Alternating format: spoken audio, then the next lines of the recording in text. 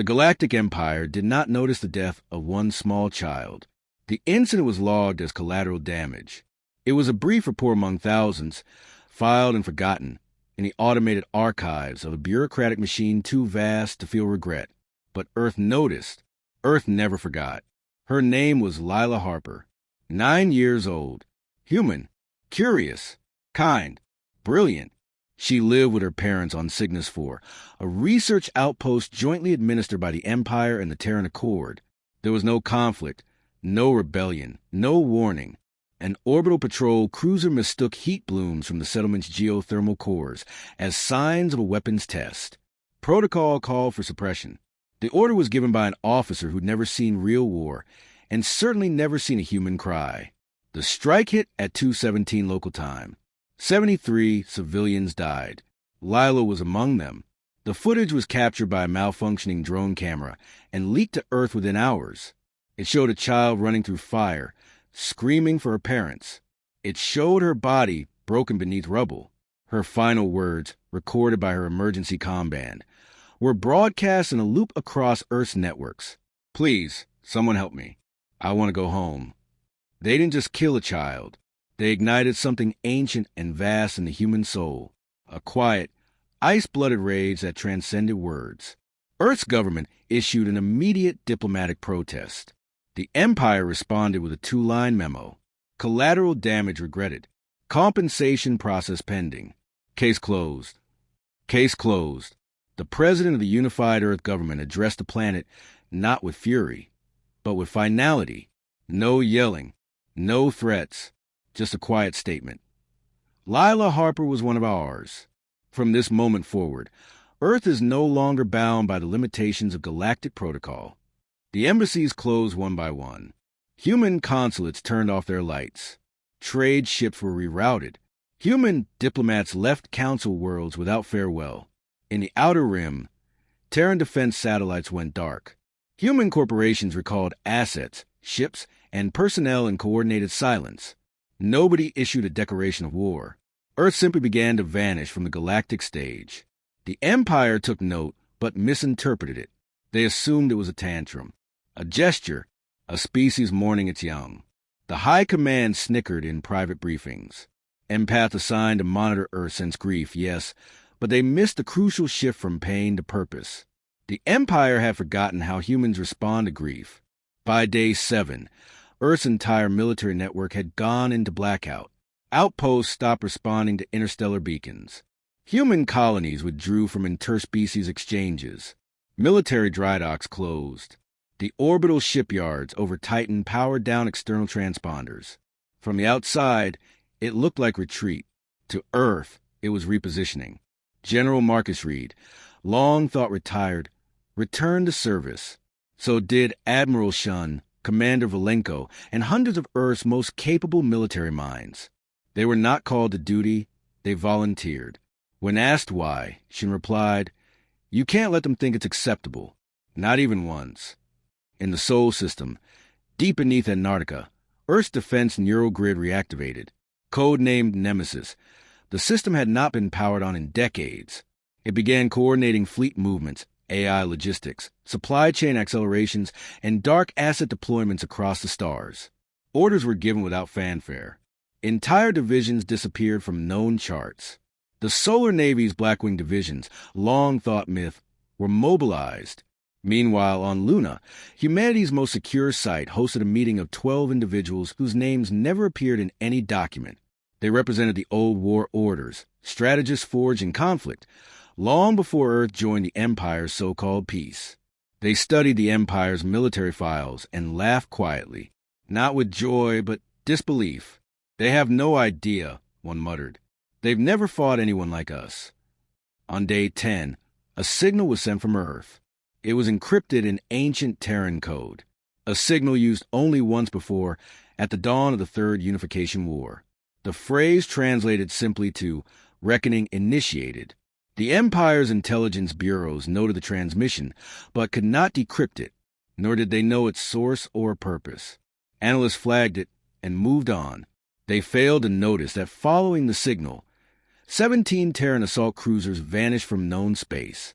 3 of them were classified as Ghost Class, stealth-capable platforms never officially acknowledged by Earth. On day 12, the first whispers reached the Empire's outer colonies. Empire security hubs had gone offline. Listening posts reported strange anomalies, energy signatures not consistent with known technology. Supply convoys were disappearing. Automated probes returned damaged or with partial data loss.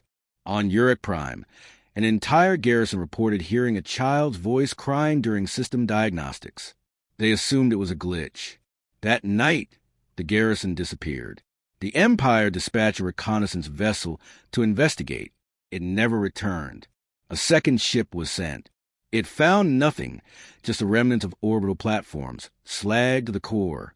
The message etched into one station's bulkhead was unmistakable, even across languages. We do not forget. Back on Earth, the face of Lila Harper appeared across every major broadcast, not through human channels, but through hijacked galactic feeds. Someone, something, was bleeding human data into the Empire's networks. It was subtle at first, then undeniable. Her image was everywhere, on trading screens, on military dashboards, in corporate advertisements, and always with a caption, "She was ours." The galactic media attempted to ignore it. When silence failed, they mocked it. But something deeper was beginning to take root. Unease, a species that responded to tragedy with silence and withdrawal, was now broadcasting the face of a dead child across the stars. And it was not asking for help. It was warning them. On day 14, a new broadcast emerged, this time from within the Empire itself. A Terran diplomat, long thought expelled from the Imperial Court, appeared at the foot of the Council spire. He walked calmly through crowds. Security forces tried to stop him. They failed. Their weapons jammed. Surveillance feeds glitched. The diplomat walked to the center of the plaza and held up a single data crystal. "This," he said, "is the last offer you will receive from Earth." He played the footage. Lila Harper's final moments. Screaming, bleeding, asking for help. Then came the quiet. "I want to go home." The diplomat dropped the crystal and disappeared. No one saw where he went. The plaza was silent for hours afterward. Empire officials declared a provocation. Terrorism. Emotional blackmail. But across the galaxy, something was changing. Non-Empire races began sharing the video. Some sent messages of solidarity to Earth. Others remained silent, but withdrew diplomatic support from the Empire. Whispers grew. If Earth, the restrained species, was moving to war, what had the Empire done? Inside Earth's core military, the first confirmed strike occurred in the Telvanni sector, a forward logistics station, one of the Empire's most fortified resupply depots. Ceased all communications. The system's long-range sensors recorded brief distortions, then silence. Empire reinforcements arrived 12 hours later to find the entire installation gone. Not destroyed, gone. Orbiting platforms had been slagged to molten metal. Debris fields suggested internal explosions. There were no bodies, no survivors, no distress signals. Embedded in the ruined central server was a phrase scorched in multiple languages. Justice arrives in silence. Empire command still refused to escalate. They labeled it a pirate raid, a rebel flare-up. But internally, they scrambled. Patrols doubled. Border worlds increased alert protocols. But nothing they did mattered, because what they were dealing with wasn't a rebellion. It wasn't a rogue faction. It was Earth, coordinated discipline, and moving with surgical intent. In less than 72 hours, 3 more high-value sites were hit. A weapons foundry on Gorin, 6 detonated mid-shift change. No alarms had been triggered. No ship seen entering the system. A training academy on Velker Prime lost its command staff in one evening, each of them found dead in their quarters without a single blast mark or breach. Precision kills. 1 shot each. Heart or head. 0 civilian casualties. The message was clear. Earth wasn't at war with the Empire. Earth was at war with its leadership. The Empire attempted retaliation. They sent fleets toward human space. Nothing returned. Patrol routes designed to observe Earth's perimeter disappeared from the map. Ships went dark. Their black boxes, recovered weeks later by independent salvagers, showed distorted readings, like physics itself had been rewritten around them. Whole vessels snapped in half without any sign of external force. On Vasker Station, an elite cyber warfare division attempted to breach Earth's AI networks. They never made it past the first layer. Instead, their systems were overridden. For 3 hours, every monitor in the facility displayed a rotating set of human faces. Children, elders, civilians. Underneath each image was a date and location. Every face had died during past Empire security operations. Earth had been watching, counting, recording. When the monitors shut off, the station's mainframe imploded. The surviving technicians were left comatose. Their neural implants melted. No virus, no code trace, just silence, and a final message embedded in one of the airlock consoles. We are not interested in your networks. We are interested in your choices. On the 73rd day since Lila Harper's death, Earth's fleets entered active conflict space. But they didn't begin with bombings or invasions. They began with coordinated removals. Specific, cold-blooded assassinations of over 92 senior Empire officials. Admirals, governors, and regional commandants, each of them tied to policies that allowed for civilian suppression. There were no grand attacks, just missing persons. Human operatives had bypassed species-specific biometrics, nullified advanced surveillance, and infiltrated structures considered impenetrable. The only shared variable between each strike, a message left behind, scrawled in native script, "You allowed her to die." By now, fear was cracking the Empire's core. Member species began questioning their alliances. Riots broke out on occupied worlds. Civilians demanded answers. The ruling caste, the Zerati, claimed dominance as their birthright. But even their own vassals began withdrawing. Because Earth wasn't acting like a conqueror. It was acting like something worse, something ancient, measured, and morally absolute. Empire High Command finally held an emergency summit on Calthros, a planet far from front lines. Every attending official arrived under extreme security. Orbital defenses were tripled. All communication was shielded. But they underestimated Earth again. During the summit's second hour, the central chamber doors sealed shut. A hologram activated, showing the Harper family, Lila, her parents, a snapshot from just before the attack. Then it showed the aftermath. Then came a voice. "Calm. Male." Earth accented. "This is not revenge. This is enforcement. Your empire is not above consequence. Every life you ignored, every child you buried beneath bureaucracy, will now be accounted for." The doors reopened. No one had breached the perimeter. No shuttle signatures were logged. But 2 delegates resigned immediately. One committed ritual suicide within the hour. The message had reached its target. Humanity's strategy became known as the Chain Protocol. System by system, Earth struck, not randomly, not recklessly, but by unraveling the Empire's infrastructure at its weakest points. Fuel routes were cut. Comms relays jammed with gravity lens interference. AI logistics partners were turned against their owners. Empire fleets arrived at scheduled points only to find their supply lines vanished and their allies neutralized, not through brute force, but precision. Empire ships began refusing assignments into human contact zones. Whole crews mutinied rather than risk vanishing into what soldiers now call the Deathlight. Even hardened mercenary races began refusing contracts. Earth paid no bounties. It issued no terms. It simply erased opposition. Empire scientists proposed new weapons, countermeasures, and exotic drives. But by the time their plans were completed, Earth had already countered them. Every move was anticipated, every defense preempted. It became evident that Earth had not just prepared for this war. They had modeled it, trained for it, simulated it decades in advance. The truth broke later. A leaked report showed that Earth's intelligence branches have been running hypothetical full-scale war games against the Empire for 72 years. Not out of hostility, but caution, quiet readiness, because humanity never trusted peace without power. The final shift came when the Empire's border fortress at Kargan's Maw fell, not to a fleet, but to a single human agent. She infiltrated through a diplomatic channel, using credentials valid from a 2-century-old alliance. Within 7 minutes of entry, the fortress's defense grid had deactivated. Internal countermeasures began self-triggering. Automated systems launched escape pods without orders.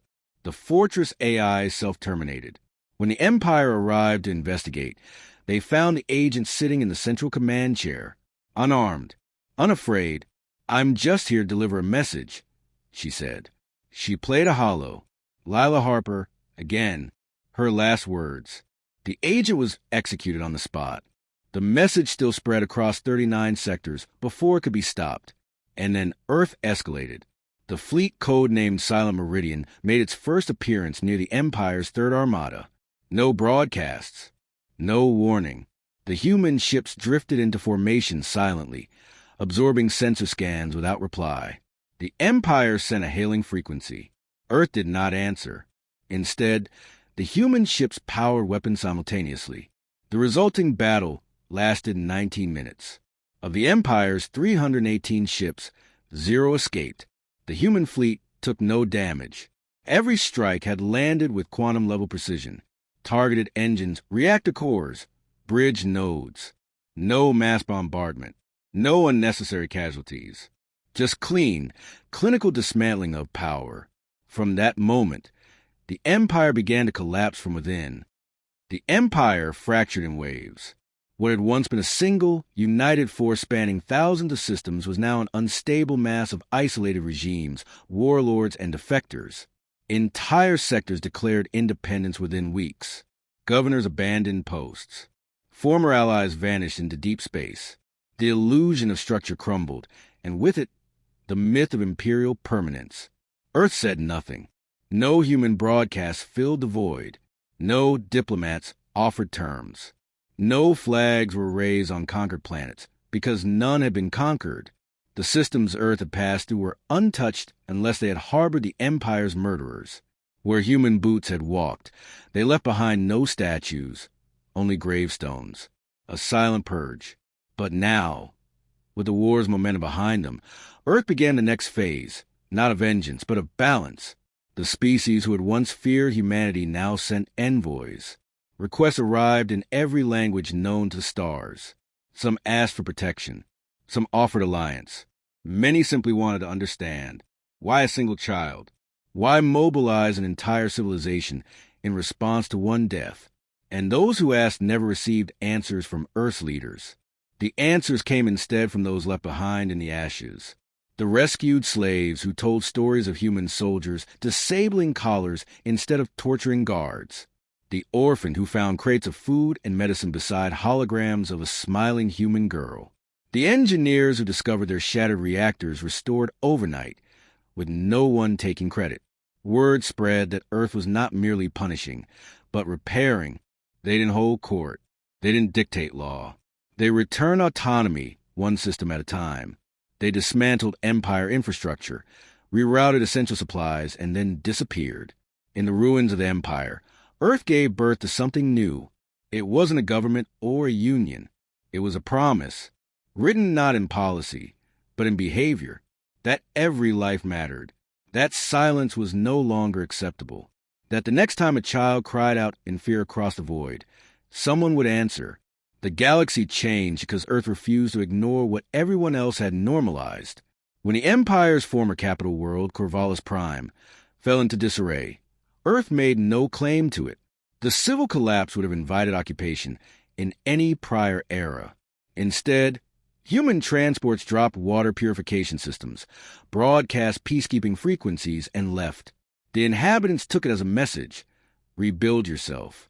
We're not here to rule. There were those who still doubted Earth's intent. Pirates, warlords, remnants of the Empire who believed it was all a trick, that Earth wanted dominion, and this was just a slow infiltration. They tested the theory. The Slarek Syndicate, infamous for enslaving 4 Outer Ring species, attempted to hijack one of Earth's humanitarian convoys. The signal vanished halfway through. Days later, Slarek Prime lost all orbital defense platforms in under 9 seconds. Their command council was found spaced in orbit, their private archives publicly leaked, and every slave collar across their holdings deactivated. Earth issued no comment. The message was consistent. There would be no tolerance for those who profited from pain. Not long after, the Council of Drens approached Earth with a proposal: form a new galactic order. Earth declined. They offered instead a simple framework: non-aggression protocols, mutual aid corridors, and open-source medical and engineering libraries. No oaths, no taxes, just shared survival. The Council agreed. Others followed. Within a year, over 300 former Empire systems adopted the Human Accord, not because Earth forced them, but because they trusted it, because Earth had already proven that it would burn down an empire for a single child's life. What would they do for millions? The calculus changed. Species who had once built walls now opened ports. Isolationists turned outward.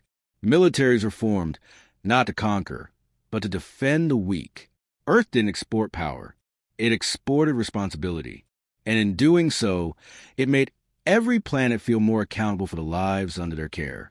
Not all transitions were peaceful. Some resisted. The Traven Directorate had profited greatly during the Empire's rule, and its leaders feared justice would come for them next. They declared Earth an existential threat and began building weapons to counter human technology. They never launched them. One night, a single human craft arrived in orbit. No demands, no transmissions, just a quiet orbit for 24 hours. Then it left. The Directorate collapsed 3 days later. Internal dissent, panic, and civil disobedience brought down a government no one had trusted to begin with. Earth didn't need to fire a shot.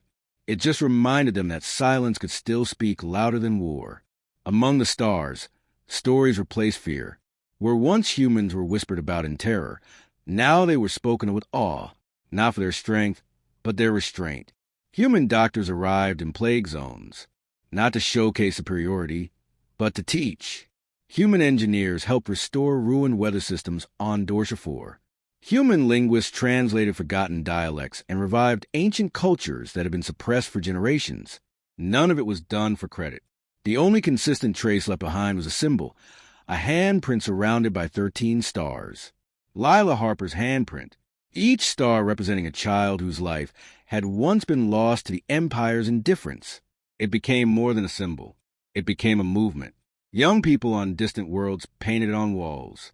Teachers wore it as pins. Artists carved it into stone beside old war monuments. It didn't represent Earth. It represented the idea that vengeance could be transformed into vigilance, and that no loss, no matter how small, should ever be ignored again. Earth never rebuilt the Empire's communication grid. They decentralized it. Independent systems now maintain their own channels. No central authority. Just shared trust, a web of cooperative nodes. The model spread rapidly, and with every success, the myth of Empire became just that, a myth, a relic, a warning etched into the future. But not all humans were satisfied with how it ended. Among Earth's military elite, some believed they hadn't gone far enough, that there were still architects of the Empire, living in comfort beyond reach. Some pushed for a final campaign, a hunt for the last of the responsible. The Terran Assembly debated it for weeks. In the end, Admiral Harper spoke only once. We answered with force to make the galaxy here. But justice isn't vengeance.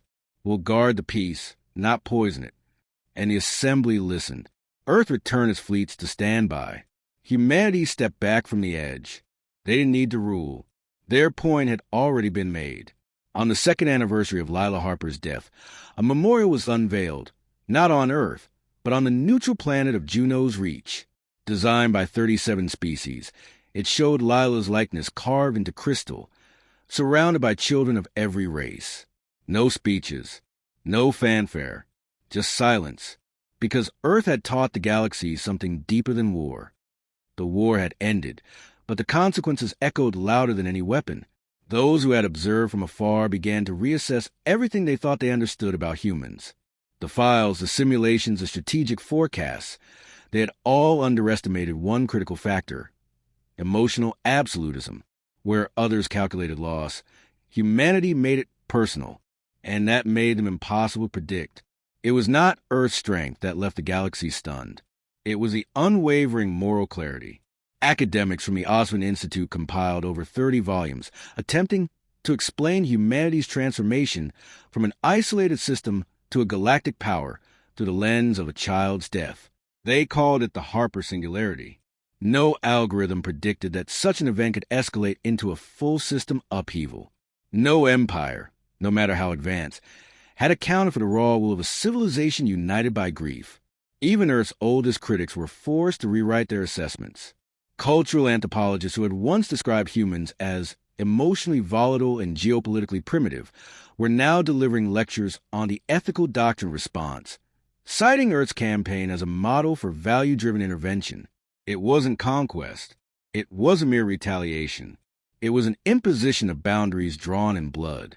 Meanwhile, survivors of fallen empires scattered across the stars, many seeking amnesty in the very territories Earth had spared. Some brought knowledge, others secrets. A few brought guilt. High-ranking imperial officers surrendered themselves voluntarily to human outposts, leaving behind logs detailing the crimes of their peers, hoping that cooperation might redeem them. Human courts didn't offer them execution. They offered trials. This shocked the galaxy. Most species expected Earth to deal in extremes, obliteration or silence. Instead, they established the Harper Tribunals, open hearings broadcast across dozens of systems. Former imperial leaders faced questioning not by soldiers, but by victims. Evidence was presented, testimonies heard. Guilt was determined through method, not rage. It was not forgiveness. It was process, and when verdicts were rendered, the punishments fit the crimes. Life terms in rehabilitation facilities, labor dedicated to rebuilding what had been destroyed, mandatory public apologies broadcast across surviving channels. Justice became more terrifying than death. It robbed the guilty of their escape. Some begged for execution. None were granted. This unnerved certain galactic powers. They preferred the clarity of violence. But Earth wasn't interested in preference. They were interested in permanence. Pain passed down through war had a tendency to cycle endlessly. Justice through acknowledgement and restitution broke that loop. As Earth solidified its new position, whispers of hidden technologies began circulating. Rumors surfaced of neural resonance warfare systems that had been deployed but never activated. Devices capable of disabling entire planetary networks without harm to civilians. Self-adjusting AI fleets that could adapt to unpredictable command lost mid-battle. A rumored deep space construct called the Warden, capable of intercepting any fleet approaching Earth's solar system. None of it was confirmed. None denied. The mystery itself was leverage. By saying nothing, Earth held everything. Other species began changing their doctrines. The Akari, known for absolute neutrality, amended their stance to allow defensive intervention modeled after Earth strategy. The HSR, historically xenophobic, began a cultural renaissance, publicly honoring the human ethic in their art and literature. Even the Vex sovereignty, which once declared human contaminants, opened formal communications for the first time. The galactic language began shifting. Empire no longer meant power. It meant arrogance. Human no longer meant dangerous. It meant decisive. And in this new reality, Earth remained quiet. They withdrew their fleets slowly, system by system. They left behind infrastructure, medicine, and in some cases, governance assistance. But they took no land. They planted no banners. When asked why, a spokesperson replied only, "We came to answer something, not to own it." The simplicity of that logic frightened the strategists. It implied Earth could return at any time, with the same fury, the same unity, and nothing would stop them. There was no treaty to violate, no border to cross. The trigger wasn't political. It was human, and it could happen again. But Earth wasn't building an empire of fear. They were building memory. Educational programs launched across dozens of worlds now included the story of Lila Harper in their histories, not as propaganda, but as a point of reflection. What begins with a child, they taught, must be protected, because if not, someone will come, someone who refuses to forget. Humanity didn't just change how wars were fought. They changed why they were started. Children of countless species carried the Harper symbol to school. Songs were written. Memorial days adopted. And behind it all, Earth said nothing. They didn't have to. The systems that had joined the human accord began forming their own protective coalitions. Independent fleets for peacekeeping, knowledge-sharing councils, and crisis response teams trained using Earth's original doctrine: swift, targeted, ethical. It wasn't Earth that policed them. It was Earth's example. And while others looked outward, Earth turned homeward. The Terran Assembly began shifting funding from more infrastructure to planetary rehabilitation, climate renewal, poverty elimination. Mars saw its first self-sustaining ocean. Europa was open to civilian colonization. Human children learned diplomacy before tactics. And yet, every ship still carried the beacon protocol, an encoded message that could summon Earth's response force anywhere in the galaxy within minutes. Because peace did not mean naivety. And then something changed. A distress signal came from a small colony on the edge of what had once been Imperial space. The sender, a child, not human, not a colony under Earth's protection. But the message was clear. Please help. They are coming. No one listens. It took 13 minutes. Humanity answered before the invaders reached the surface. Human ships broke orbit. They didn't demand surrender. They disabled. Then they asked for explanation. The aggressors, a remnant war clan operating under obsolete Imperial orders, claimed they were only taking what was once theirs. They never finished the sentence. Not one shot was fired. Their command vessels vanished. No one knew how. The colony was left intact. No demands. No flags. Just a single message left on every device. We listen now. The child who sent the message was later honored on Earth, not as a symbol of weakness, but of clarity, because in that moment, every planet across the stars remembered why Earth had risen in the first place. Not for power. For the innocent. Decades passed. The galaxy didn't return to what it was. It became something else entirely. Conflict still existed. Politics still tangled. But the red line had been drawn. Everyone knew it. There were still wars, but fewer. There were still tyrants, but more afraid. Because the humans were always watching.